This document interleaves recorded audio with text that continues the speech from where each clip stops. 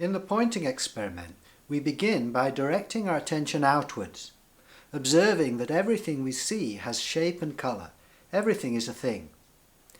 Then gradually we direct our attention closer to ourselves until finally we're looking in, at the place we're looking out of, to see if we also have shape and colour, to see if we're things at centre or no thing, capacity for the world.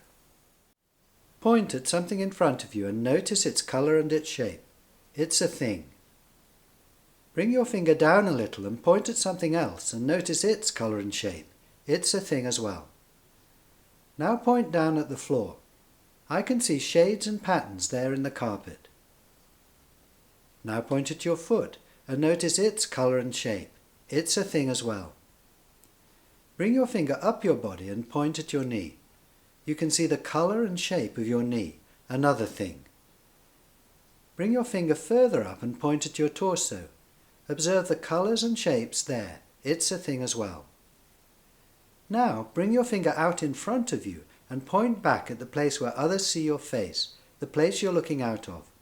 What do you see here? Do you see your face? Do you see your eyes, your cheeks, your mouth? Do you see any colours or shapes here? Do you see anything here at all? I'm not asking you what you believe is here. I'm asking you to put aside belief and take a fresh look. Rather than what you think is here, what do you see here? Or not see, in fact? Here's my experience. Looking in, I don't see my face. I see no eyes here, no cheeks, no mouth, nothing at all. Or to put it another way, looking in, I see emptiness. This emptiness is boundless, still, awake. I'm now seeing what I am at centre, what I am from my own point of view, what I am privately.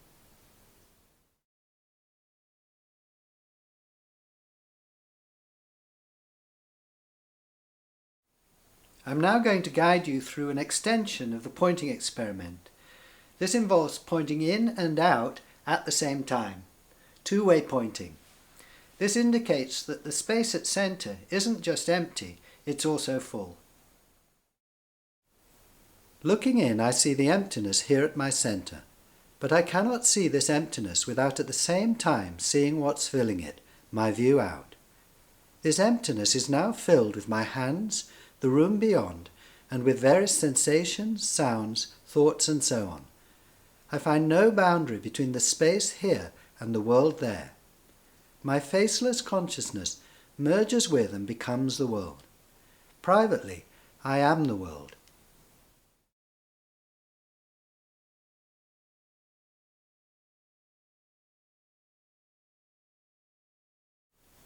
Of course, we remain aware of our public identities, of what we look like to others and to ourselves in the mirror. I'm aware that for you I'm Richard, and I identify with Richard. I identify with my face, my body, my name, my age, my thoughts and feelings, and so on. In other words, I'm aware of living a two-sided life. I have both a public and a private self. You can see my public self, but my private self is hidden from others. It's an inner secret. However, I believe that if you look there where you are, you'll see your private self, and you'll see that your private self is no different from mine. It has no face, no name, no age. It's capacity. If you're now seeing this faceless capacity where you are, then we're now sharing a wonderful secret, the secret of who we all really are. Of course, your view out from this capacity is different from mine, but the capacity itself, this boundless consciousness, is the same.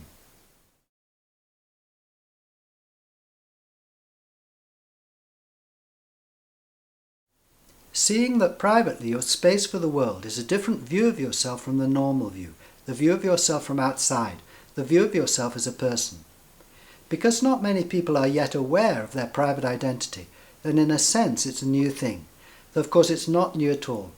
We've always been this aware emptiness, and throughout history many people have spoken about it. But if you haven't been aware of it, and then you come across it, it's normal to question whether or not this view is valid and true. For example, I can't see my face here, but I can see it in the mirror. Doesn't that prove that I have a face, that I'm not capacity at centre, I'm a person? There are also other questions that come up. Alongside questions about whether or not this view is valid and true are questions about its usefulness. If I remain aware of my private identity, what difference will it make in my life and in society? We'll begin looking into these questions in part 2.